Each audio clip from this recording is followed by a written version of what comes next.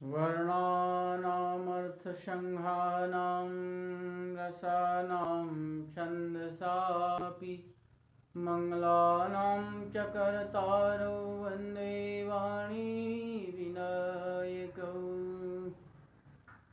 सच्चिदानन्दरूपाय विश्वोत्पत्त्यादिहेतवे तापत्रय विनाशाय श्रीकृष्णाय वयं नुमः। यं प्रव्रजन्तमनुपेतमपेतकृत्यं द्वैपायनो विरहकातराजुभाव पुत्रेति तन्मयतया तर्वो विनेदुष्टं सर्वभूतहृदयं मुनिमानतोऽस्मि। अतुलितबलधामं हेमशैलाभदेहं धनुजवनकृशानुं ज्ञानिनामग्रगण्यं सकलगुणनिधानं वानराणामधीशं रघुपतिप्रियभक्तं वातजातं नमामि। वागीशायस्य वदने लक्ष्मीर्यस्य च वक्षसि यस्यास्ते हृदये संवित् तं नृसिंहमहं भजे। सृष्टौ या सर्गरूपा जगदवनविधौ पालनीया च रौद्री संहारे चापि यस्या जगदिदमखिलम् कीर्णं या पराख्या पश्यन्ति मध्यमाथो तदनु भगवती वेखरी वर्णरूपा सास्मद्वाचं प्रसन्ना विधिहरिगिरिसाराधितालङ्करोतु। नारायणं नमस्कृत्य नरं चैव नरोत्तमं देवीं सरस्वतीं व्यासं ततो जयमुदीरयेत्। बोलिए बांके बिहारी लाल की जय। श्रीमद्भागवत महापुराण की जय। सत्य सनातन धर्म की जय। जय जय श्री राधे।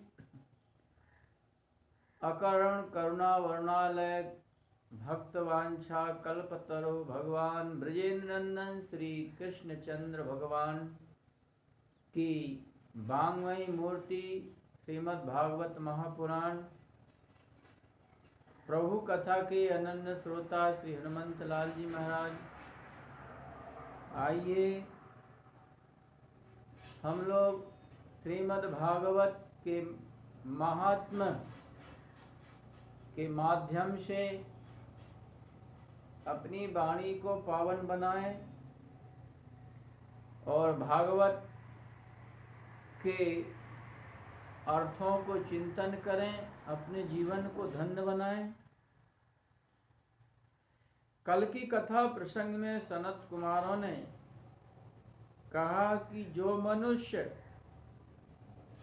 निरंतर पाप करता ही रहता है, जिसे पाप करने के अलावा कुछ सूझता ही नहीं है, ऐसे भी भागवत सप्ताह श्रवण कर लें तो वो भी पवित्र हो जाते हैं। जो ब्राह्मण के धन से पुष्ट होते हैं, माता पिता का भी अपमान कर देते हैं, ऐसे भी लोग भागवत का श्रवण कर ले तो वो भी पवित्र हो जाते हैं। जो पंच महापाप करने वाले हैं, सोना की चोरी करने वाले हैं, जमीन दूसरे की जमीन पर कब्जा करने वाले हैं और जहर देने वाले, ग्राम में अग्नि लगा देने वाले, ये सब महापापी होते हैं।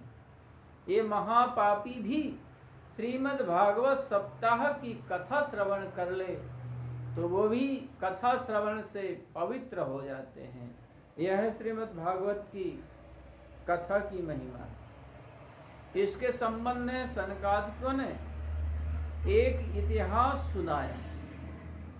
भागवत की महिमा क्या है, भागवत श्रवण से कैसे कैसे पापी भी पवित्र हो जाते हैं, इसके संबंध में शनकादिकों ने एक इतिहास सुनाया। तुंगभद्रा तटे पूर्वमभूत पत्तनमुत्तमम् यत्र वर्णाः सुधर्मीण सत्य सत्कर्म तत्पराः। तुंगभद्रा नदी के तट पर एक उत्तम नगर है, जहाँ रहने वाले प्राणी जो है सत्यपरायण हैं और सभी अपने अपने धर्म परायण हैं, सभी अपने वर्णाश्रम धर्मों का ठीक अनुपालन करते हैं।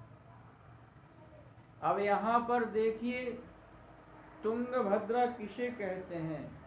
तुंग कहते हैं अधिक को, उठे हुए को, और भद्र कहते हैं कल्याण को।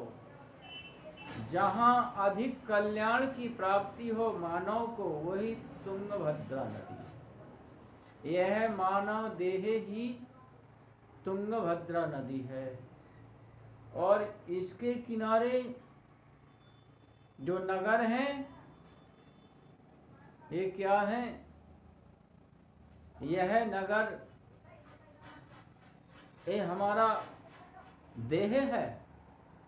मानव जन्म ही तुंगभद्रा, क्योंकि मानव जन्म में, मानव देह में ही अधिक से अधिक जीव का कल्याण होता है। स्वर्ग नरक अपवर्ग नशेनी, इस मानव देह को कहा गया है कि चाहे कोई स्वर्ग जाना चाहे तो इस मानव देह के माध्यम से जा सकता है, नरक जाना चाहे तो इस मानव देह के माध्यम से जा सकता है, मोक्ष प्राप्त करना चाहे तो मोक्ष भी इससे प्राप्त हो जाए। जहाँ जाना चाहे, भगवत धाम जाना चाहे तो भगवत धाम के लिए भी यहीं से रास्ता बने। यह मानव देह उत्तम कल्याण को प्राप्त कराता है। यही तुंगभद्रा नदी का तात्पर्य, यही नगर है। नगर मतलब हमारा मानव देह ही एक उत्तम नगर है, उत्तम श्रेष्ठ है। और उस नगर में एक ब्राह्मण रहता है जिसका नाम है आत्मदेव। अब देखिए, इनका नाम भी आत्मदेव है। आत्मदेव का मतलब होता है कि जिसकी आत्मा ही देवता है, और निश्चित रूप से आत्मा देवता है। आत्मा ही को परमात्मा कहते हैं। तो आत्मा देवता है, पर हमने उसको पाप करके और अपने अज्ञानता की वजह से उस आत्मा को अपने अज्ञानता से ढक लिया है। तो हमारे अंदर देवत्व नहीं है, हम आत्मघाती हो गए हैं। आत्मघाती उसे कहते हैं करता है, वह आत्मघाती होता है। सबका पाप होता है आत्मघाती। मतलब मानव देह प्राप्त